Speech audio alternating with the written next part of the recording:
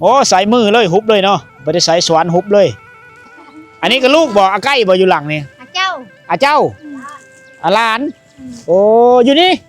นอนบ่นอนเนาะเด้อขออนุญาตเด้ออยู่นี่โอ้พูนนี่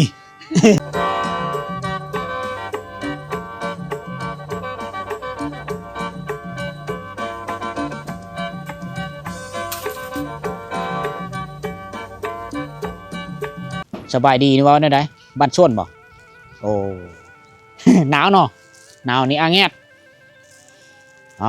บ้านตะปงแรงนี่เป็นบ้านที่ใหญ่โอ้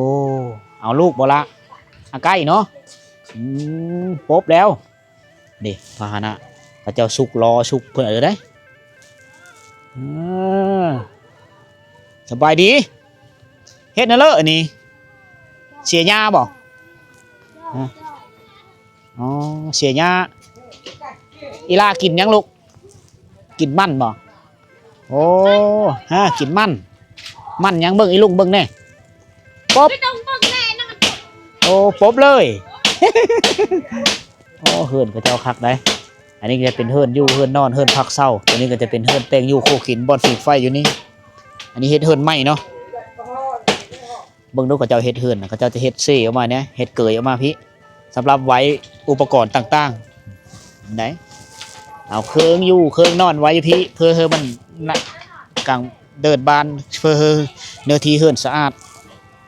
เสียหมดเลยนี่โอ้ดูเนาะฉะนั้นมันจะสะอาดแปลนงามตลอดเลยเนาะใช่เหินเจ้าอยู่นี่อ๋ออันนี้ลูกบ่น้องเจ้าได้ลูกแล้วยังเป็นผู้สาวอยู่ยังบ่ทันได้ลูกเอาผัวแล้วบ่ทันได้ลูกโอ้ล้อเพิ่นนะซื้อมาตะเวทนี่เนาะล้อนี่ค่อยเคยเห็นค่อยไปสุหลายไปเวียดนามเห็นกับเจ้าสุกแก้เครื่องแก้ของสุกอยู่นี่แหละเสือล้อนี่น้องสาวเขาก็คือกันแล้วเพิ่นก็เสียหญ้าแล้วก็ฮุบที่นี่ไปเทาะทิ่มใช่บัดนี้เอาไปทิ่มอยู่พุ่นหลังบ้านเบิ่งโอ้ใส่มือเลยฮุบเลยเนาะไม่ได้ใส่สวนฮุบเลย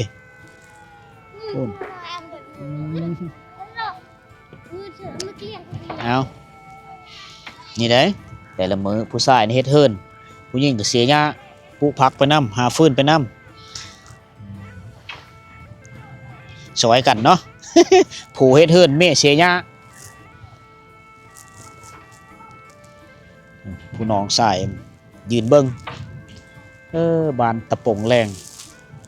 เป็นบ้านชนเผ่ากระโดเป็นบ้านที่กว้างใหญ่ไพศาลหลังคาเฮิร์นหนาแน่นทุกคนกำลังมางเฮิร์นมางซ่านปูแปลงเฮิร์นไม่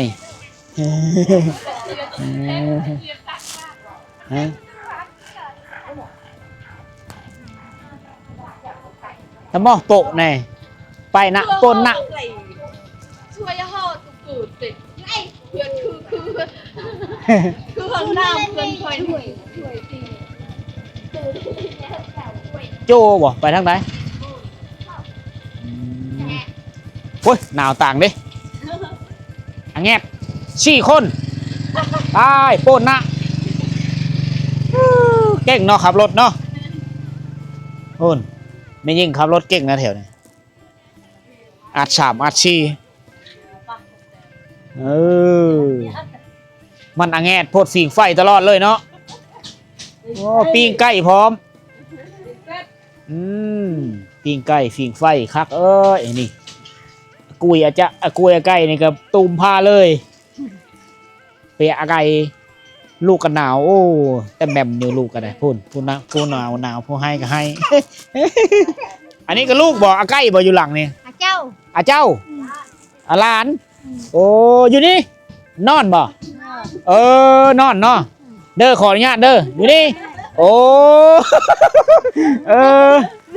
ตุ้มเอาเสื้อตุ้มไว้เนาะหนาวเนาะอ่ะแงดเนาะอ๋ออ่องลานแล้วก็ซุปกอกเลยรักบอกเลยบอกเจ้าโอ้ปลาบได้เลยเนาะปลาบได้เลยเอารักบอกนี่เนาะของบักของฮักของโหงเพื่อนเลย กองฮักของโฮงแม่เพิ่นป้าไปได้คือกอกหน้าบ้านเขาเจ้าคักปลูกสวนผักเขาเจ้าปลูกกาแฟได้เขาเจ้าปลูกกาแฟเป็นกาแฟแจ้นี่ตัวนี้น่าจะเป็นห้องน้ำเขาพุ่นอุดมสมบูรณ์ขนาดเมตู้เพิ่นก็ได้มาฟิงไฟแล้วเนาะมาฟิงไฟน้ำลูกน้ำหลานน่าในเมื่อก่อนจะมีเฮิร์นนี่นะเพิ่นหมางแล้วเพิ่นหากับหมางไม่ไหมเห็นบ่ปูเป่งกับเปิงป้างวู้มดมาเที่ยวแถวนี้คักทุกคนเลยนี่กาแฟเขาอันนี้เขาเอิ้นว่ากาแฟแจ้นี่มันกำลังเริ่มเป็นดอกเขาเจ้าจะเก็บอยู่ในช่วงเดินพระจิกเดินท่านว่าเขาเจ้าเก็บนี่ก็บางน้อยก็เป็นมะนี่อันนี้คือกาแฟที่เขาเจ้านิยมปลูกแถวนี้แหละขายเป็นมะได้ดีและราคาดีพร้อมส่วนเขากว้างเราจะสังเกตเห็นว่าชาวบ้านนี่ใช้ล้อที่เป็นเล็กที่นำเฮามาจากเวียดนามโซลาก็อยู่เฮิรนดังไฟฟิงอยู่เฮิรนละไม่ได้คอยลงตารางเพราะว่าลมมันแห้งจะเป็นน้ำโยกน้ำบาดาลอันนี้ระบบน้ำเขาสังเกตเห็นตะคุว้ามันมาอะไรวะซุปเอาซุปในนี้มันเพ่แล้วนะโปมมาทางอื่นปล่อยตรงนี้ก็อาบอยู่นี่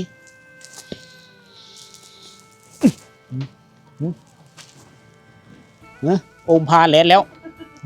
ไปเนี่ยเขาเจ้าดังไฟฟิงอยู่พี่ยางเลาะไปทางพี่ก่อนหลังคาเฮือนนี่หนาแน่นเลยบ้านตะปงแรงเมืองสมุยแขวงสารวันโอ้โหเป็นบ้านที่กว้างขวางยางมีหอบทุกคนปุ๊ยังไปเลยพูดนี้ก็บอกกว้างหลังคาเฮือนนี่ที่กันไปเลยนะอันนี้คือภูมิสถานของหมู่บ้านทุกคนยางรอบๆก่อนทุกคนเพราะว่าเป็นบ้านกว้างบ้านใหญ่นะเป็นบ้านดั้งเดิมของส่วนเผาแถวนี้เพื่อนพระเจ้านี่มักเฮ็ดต่อกันไปเลยนะมันจะเนื้อมีเนี่ยจะกว้างจะเป็นเฮือนหลังยาวหลังใหญ่ทุกคนนี่พระเจ้ามักตั้งบ้านในโน่นผู้ที่สูง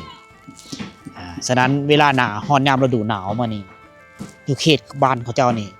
จะพบพอกับความหนาวเย็นนะลมก็แห้งแน่เฮิร์นนี่ที่ที่เลยได้เฮิร์นคือทุกคนได้เห็นโอ้โหครั้งแรกที่ค่อยได้มาเห็นแปลกหูแปลกตาเห็นสิ่งใหม่ๆเห็นวิธีการดำรงชีวิตแบบใหม่ๆทุกคนบ้านนี้มีไฟฟ้าสายมีสัญญาณอินเทอร์เน็ตเทียบห่างจากเทศบาลเมืองมากประมาณ5 หลักปลายๆแหละเขาจะฮอดบ้านตะปงแรงเป็นบ้านที่ติดแปะกับแคมทางการยับเข้ามาเนิบทั้งพี่กับผู้เป็นบ้านที่ยาวแบบลักษณะรูปสี่แฉกทุกคนนะหลังคาเฮิร์นย่อมพับว่าหลายเพราะว่าเป็นเฮิร์นหลังคาเฮิร์นหนึ่งนี่เป็นครอบครัวใหญ่มีน้องเอาเมฆมาเฮิร์นแล้วก็ต้องได้ขยายอาคารขยายไปเรื่อยๆสร้างครอบครัวปุ๊บแล้วก็เฮ็ดเฮิร์นไว้เลยเฮ็ดเฮิร์นเฮิร์นเลยแต่ว่ากินอยู่น้ำกันฉะนั้นบ้านเฮิร์นเขาเจ้าเนี่ยจะที่ติดกันอยู่ได้เมื่อก่อนเขาเจ้าเฮ็ดเฮิร์นเขาเจ้าเฮิร์นโคเฮิร์นแตงอยู่เขากินนะจะเป็นเฮิร์นของลูกชายก็ตามลูกไผ่เขาจะเฮ็ดอยู่เฮ็ดกินอยู่นี่แล้วเขาจะเฮ็ดเอามาในนี้นะเขาสำหรับไว้อุปกรณ์เขานะฉะนั้นเวลาเฮิร์นเขาเจ้านี่เนื้อที่เฮิร์นเขาเจ้านี่มันจะกว้างมันจะเป่งนะ เอาสังกะสีมาเลยหลังเฮิร์นโบราณสดทรงแบบดังเดิมมีหงสีเข้าเลงเป็ดเลงไก่มีได้ต่ำเข้าด้วยมือแล้วเธอว่าท่านสมัยไปมาเห็นกำแพงเขาเจ้าสารเลยเอาไม้เป็นดิ้วมาสารเลยเป็นกำแพงบ้านมีห้องน้ำใสเรียบร้อยแต่ละเฮือนสะอาดแปลนงามทุกคนสมเขาเอิ้นมาเผาปะโกเฮือนหลังเหงา อ้โหยับลงไปพุ่นนี่กว้างขวางดีนะบ้านนี่เกือบ100ปลายหลังคาเฮือนพุ่นละถ้าว่าค่อยเดามีพิษนี่โอ้กำลังเกมสถานที่สิปลุกเฮือนไหม้อะไรอยู่ในเบื้องต้นเขาเจ้าจะเฮ็ดเทิงหลังนี้ละก่อนเฮือนที่เป็นทรงดังเดิมเขาเจ้าจะเฮ็ดก้อนหลังจากนั้นก็เฮ็ดเฮือนแปลนฉะนั้นก็ดังฟืนดังไฟอยู่พี่ผู้เฒ่า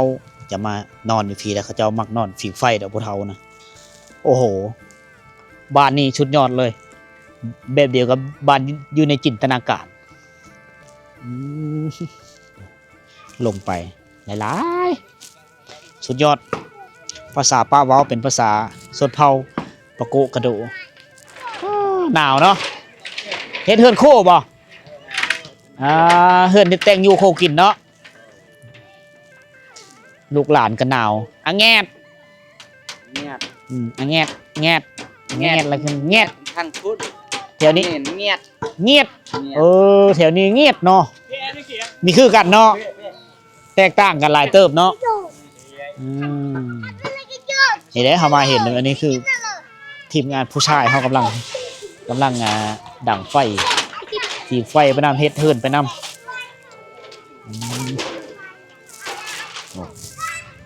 จุ่มไผ่จุ่มมันแต่ละคนแต่ละเฮือนต้องได้ดั่งไฟก็กองไฟฟิงมันหนาวกันละ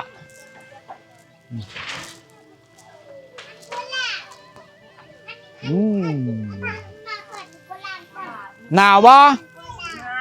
หนาวหลายเนาะเงียดบ่แม่นแงดเนาะเงียดแล้วคือหนาวแต่เช้าๆเลยดั่งไฟฝิงเนาะต้มน้ำดื่มอยู่นี่เลยนั่งแอนกันเขาจะมางเฮิร์นนะมันกำลังสิเฮ็ดเฮิร์นใหม่หิงข่าเขาลงมาดำปลูปลุยโอ้เฮ็ดอินบ็อกเองเลยเนาะอันนี้เฮ็ดเองเลยบ่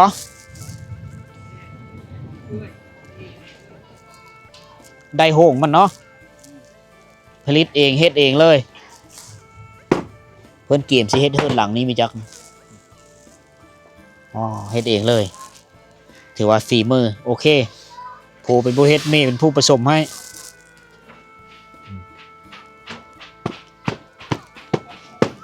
มือหนึ่งได้จัก100อันนี้200มือหนึ่ง200ก้อนเฮ็ดเกมเฮ็ดขายบ่เลยเฮ็ดเอาไว้เฮ็ดเฮิร์นเลยผลิตไว้เฮ็ดเฮิร์น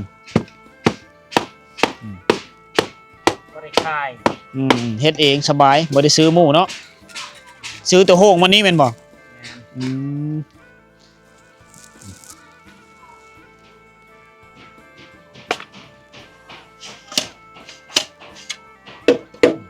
ขั้นตอนการตีดินบล็อกโหงมันนี่ราคามันมีได้น้อยนะแพงเติบได้ซื้อเท่าไหร่โหงมันนี่700,000กีบซื้อลงทุนซื้อ700,000กีบเฮาสามารถมาตีเป็นดินบล็อกได้หลายก้อนได้เฮิร์นเป็นหลังเลยแม่นได้ดีเอาตัวเลือเฮ็ดได้เฮาก็เฮ็ดเองไปนำยางหมูเฮ็ดซื้อเอามันก็แพง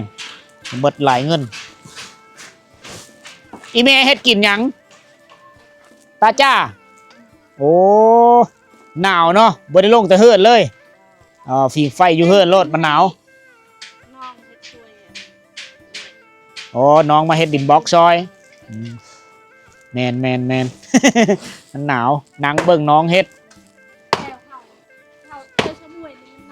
แม่นหนาวหลายเฮามากกันยังหนาวเลยมันหนาวได้นี่ดินแห้ดินทรายนี่ก็สบายอยู่แถวนี้มันเคอเซ่ถ้าว่าเฮาได้รถนี่ก็ลงไปตักเอาเซ่อยู่ดิบตักเอาทรายอยู่เซ่ก็มาเฮ็ดสร้างสาบ้านเมืองสร้างสาพัฒนาครอบครัวไปสิได้ซอยกันความรู้มั่นทุกคนมีเฮ็ดทุกคนนี่ยากจนอีกับอาไก่นี่เปาะตะมองเปาะจองอ่ะป่ะ ไปสวนพักบ่เออ อืมไปบรรยากาศมันหนาวไปหาคุดพักหาคุดสวนไปนำเสียหญ้าไปเงียดลือคากพูนผู้นี้ริมติดรถเลยอ๋อข้อใกล้บ่ข้อใกล้บ่อยู่นี่ข้อใกล้จุ้ย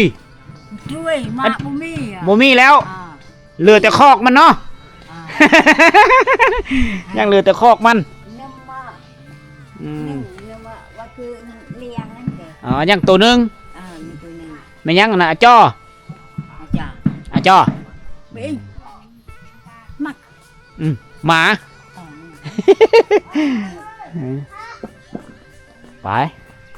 ยางเลาะไปเรื่อยๆทุกคนเลยเอาดิสูตรเขาเจ้านี่ถ้าว่าเขาเจ้าปลูกกาแฟนี่คอยซื้อว่าผลได้รับมันจะดีนะเอาสังเกตเห็นเขาก็รู้เลยว่าต้นมันงามกาแฟเขาเนี่ยต้นกาแฟนี่งามทีนี่นี่ความดูมันเขาเจ้าปลูกมะเขืออยู่นี่มะเขืออิฐมะเขือนะภาษาเขาเจ้าเอิ้นอะกึ่งนะอันนี้แหละอะกึ่งนะไปหุ่นมาเสียหญ้าสูนอาบัดเขาเอิ้นว่าอะกึ่งเขาเจ้านี่ลายได้อะกึ่งตาละไว้อาหารยังอ๋อล้างถ้วยลูกไผ่นี่ล้างถ้วยกระมดปอตัวลายดิเนาะผักอันนี้เนาะผักหอมปีผักหอมฮอทุ่นอิดนี่คือมีเห็นแต่สงสัยเขาเจ้าตัดหรือหมูกินเนาะการใบมันนี่อลิกบจานี่ อันนี้แบะ โอ้แบกับอลิกกินเหลือแต่ก้างมันเหลือแต่การ อันนี้ สบายดีเอ้ยเห็นเฮิมกี่ป๊อบอีลุง เล่นฟังเสียง อ๋อเขาเจ้าจะสีหญ้าปูนเอาหมดเลยอนามัยหมดเลยนะซ้ำสิปุเนาะสูตรแล้วเนาะกว้างขวางดีปุมะคิดมะคือเชื่อนี่โอ้โหเนื้อที่ทำการผลิตก็เจ้าหลายยอมรับถ้าว่าปลูกกาแฟเต็มนี่ก็ได้ขายหลายเติบได้นี่ยอมรับว่ากาแฟงามแถวนี้เลยต้นกาแฟนะ ตัดหมดเลยเนาะ พูดทางหลังนะกาแฟแจ้กาแฟน้อยๆฮะหลาย ไม่ไหน โอ้มีแนว เนาะอะกึ่งละวะนี่ กึ่ง อะกึ่งปุบดนี่ซ้ำสิกินเอ้ยอะกึ่งเจ้านี่เห็นบอกฝนตกนี่ยังมีคราบน้ำหมอกคราบน้ำฝนติดอยู่นี่ กำลังเห็ดแล้ว กำลังสิเฮ็ดกำลังสิปลูกไม้เนาะยามเดือน4นะฮะเฮ้ยเกิดไปอีลาเอาอันนี้คือวิถีชีวิตพี่น้องชนเผ่าบ้านนี้ปะโกะบ่หรือกระโด น้ำมา ปะโกะบ่กระโดบ่แวนน่ะ มาจึงแรง ยิงแรงตะปงแรง บ้านตะปงแรงน่าจะเป็น ตะพงแรง น่าจะเป็นชนเผ่ากระโดหรือปะโกะประมาณนี้แหละ ปะโกะ ปะโกะบ่ชนเผ่าปะโกะชนเผ่าปะโกะกับกระโดนี่ อยู่ใกล้ เว้าต่างกัน อ่านเผ่ากระโดเขาจะเอิ้นว่าอะแงดแล้วแม่นหนาว เออ แถวนี้ปะโกะนี่เขาเจ้าว่าเงียด เงียบซื่อ เงียด เงียบ เงียดนี่แม่นหนาว เงียบเด้อ เงียด เด้อ อืม เออ เงียดเด้อเงียดเด้อแม่นหนาว เงียบ นี่คอยสอนกาแฟเขาเจ้านี่งามได้นี่โอ้อุดมสมบูรณ์ด้วยเนาะนี่ปลูกผักโบแบบนี้แล้วจะเปิ่นปลูกเลยเฮ็ดในนี้เลยนะเฮ้ยนี่เฮือนเขาเจ้านี่เขาเจ้าแอมอันนี้ละเป็นทรงดังเดิมล่ะที่เห็นเขาเจ้าแอมฝากระเตะหรือฝากระตาดฝาพลานอันภาษาพุทธไทยเขาเอิ้นล่ะพลานเฮิรนและแม่นฝาเฮิรนคำว่าสารกระเตะและแม่นสารกระเตะที่เขาเจ้าเอาไปเฮ็ดสูตรพักไปเฮ็ดโฮเขาเอิ้นว่ากระเตะกระตาดนี่ก็คล้ายๆคือกันสารกระเตะสารกระตาดสารกระเตะเฮ็ดพลานเฮิรนถ้าว่าเอาหึ่นแบบนี้เขาเอิ้นพลานเฮิรนแหละที่เอาไปติดตั้งเสื้อเฮิรนเรียบร้อยแล้วเขาเอิ้นพลานเฮิรน ตอนสารเขาเอิ้นว่าสารกระเตะสารกระตาดประมาณนี้อ๋อเจ้านี่บ่ได้อยู่ล่าเนาะ ดุมันนะลีใส่อันอุปกรณ์ที่เขาเจ้าเสียหญ้าไห้เลยนะเขาเจ้ามาเสียตัดหญ้าบ่เสียหญ้าบ่เขาเจ้ามันก็เป็นอุปกรณ์ชนิดหนึ่งที่เขาเจ้าผลิตเองโดยใช้เหล็กคุมโบมใช้ผ้าที่มีได้ใช้แล้วเขาเจ้าจะเอามาตีเป็นวัตถุอุปกรณ์เขาเจ้านำใช้นี่ในการเสียหญ้าไห้เสียหญ้าสวนเสียหญ้าเดินบ้านต่างๆพูน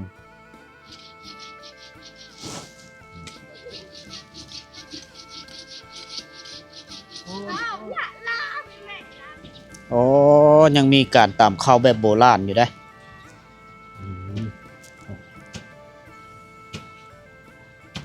ยังได้ต่ำอยู่เนาะ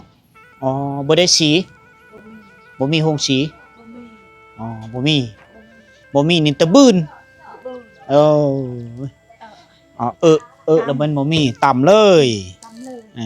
พูนนี่ สองเบอร์ก็โยนลงนั่นนี่คกนี่ก็เพิ่นสร้างมาได้หลายฟ้าหลายปีแล้วเอ็ดคกนี่ก็จนกุดจนเฮนจากการกระแทกของสระแล้วก็กระแทกกับพื้นดินบวกกับเห่อแห้งของแม่ยิ่งชนบทเฮานี่เขาเจ้ามีความแข็งแห้งหลังจากต่ำแล้วนี่เขาเจ้าไปฟัดเสื้อกระดงหั่นนะเพื่อสินำไปมาไปนึ่งเพื่อจูนเจอลูกหลานเพื่อเลี้ยงครอบครัวทุกคนมันคือความจำเป็นนะอันที่หนึ่งกับห้องสีตัวนั้นมันก็ใช้ไม่ได้แล้วเขาเจ้าก็ต้องได้ต่ำเมื่อเรือไฟดับก็ได้ต่ำคือเก่าอันนี้มันคือพื้นฐานการลงชีวิตของเขาเจ้าแล้วของคนตั้งแต่สมัยเริ่มมาจนฮอดยุคปัจจุบันถึงว่าบ้านเมืองจะมีการพัฒนาก็ตามแต่ว่าในการดำรงชีวิตก็ยังแบบดังเดิมยังหาฟืนจากป่าจากดงมาดังอองฟืนมาดังตักน้ำตามเข้าตามเคยทุกคนแต่ว่ามีเฮือนซ่านบ้านซ่องที่แน่นหนาถาวรแล้วมีรถล่างมีวัตถุอุปกรณ์ลูกไผ่บ่ลูกสาว Sao màลูกสาว nhưng mà thì vừa tạ cả lào ไม่ลูกสาว อ๋อมีลูกสาว mi à อยู่ในพวกก็ฟิงไฟเนาะมันหนาวอยู่ในก็ฟิงไฟอยู่ทางในเฮือนเขาเจ้าเอารถเอาล่างเข้าไปไว้อยู่พุ่นแล้วก็เต็มไปด้วยดอกเข็มแล้วอันนี้เจ้าต่ำอันนี้เนาะเอามาอยู่นี่ข้าวก็มันสีเล่ๆเนาะมันมีข้าวโดยไปได้โดยเนี่ย ข้าวเจ้า ข้าวเจ้าโอ้เกิมกาวร้อนภาษาเวียดกาวร้อนนั่นเป็นข้าวเจ้า เจ้าบ่มี อ๋อแล้วก็ไปหุงเขาต่ำแล้วก็ไปหุงจะเป็นข้าวเจ้าแนวพันธุ์ข้าวเจ้าเฉพาะมันจะมีขาวถ้าเป็นข้าวเหนียวมันจะขาวเอาอยู่ในเฮือนจะด้วยป่ะกินข้าวโอ้จะด้วยกินข้าวได้เฮ้ยอ๋อนี่พอกินข้าวอุ่นดอกอยู่ในนี่มันก็บ่หนาวแล้วนี่จะเบิ้ลเง็ดเลยเนาะอยู่ในเฮือนมันก็อุ่นแน่อันนี้เฮือนคู่เนาะเฮ็ดอยู่คู่กินนี่พี่ที่แม่นอนอยู่นี่โอ้นอนฟิงไฟมันหนาวน อนอยู่หั่นสบายมันฟิงไฟเลยโอเคทุกคนเลยมื้อนี้อากาศหนาวหลายมื้อนี้อยู่ที่บ้านตะปงแรง เมืองสะโบยแขวงสารวัตรนะเป็นบ้านของชนเผ่าปะโกะทุกคนเลยนะมีกันเผ่ากระโดนะค่อยปะโกะกับกระโดนี่เยอะหลงกันตลอดเลยเป็นบ้านของชนเผ่าที่ตั้งอยู่เขตผู้ดอยห่างไกลโซลิของเมืองสะโบยโดยเฉพาะคือแขวงสารวัตรนี่แหละดินแดนประเทศลาวเฮานี่คือจะมีอยู่ประเทศลาวเฮานั่นก็อยู่ดินแดนลาวใต้เฮานี่แหละภาคใต้ของสปปลาวทุกคนเป็นวิถีชีวิตที่ดังเดิมเฮาเห็นบ้านเฮิรนเขาเจ้าเนี่ยโหประมาณ100 ปลายก็หลังคาที่บางหลังคาก็เฮ็ดเฮิรนกำลังก่อเฮ็ดเฮิรนก่อเฮิรนแปลนแต่ว่าเนี้ยอีกหลายหลังคาเฮิรนหลายครบคู่กันยังเป็นแบบดังเดิมทรงดังเดิมการดำรงชีวิตที่เรียบง่ายทุกคนเลยกินอยู่แบบธรรมชาตินะเขาเจ้าดุมันแถวนี้สังเกตเห็นมีโซน กว้างขวางส่วนมันต้นเห็นเขาเจ้ามีรถไถซิงรถไปเลยเอ้าอันนี้เรื่องเล้ายามเช้ายามสวยเอามาฝากพ่อแม่พี่น้องบัดนี้บ่สิฮอดบ่สิได้เดินทางยับไปเรื่อยๆนะบ่ได้เฮาไปต่อเลยได้สิย่างสิเดินทางเลาะเมื่อเรื่อยๆทุกคนเป็นได้เลยก็อย่าลืมติดตามผลงานและก็ติดตามการเดินทางของทีมงานของเฮาไปกับเบ้านดพาเลาะทุกคนเอ้าโชคดีร่ำรวยพบกันใหม่ในวิดีโอต่อไปไปก่อนสำหรับวิดีโอนี้ไปก่อนบ๊ายบาย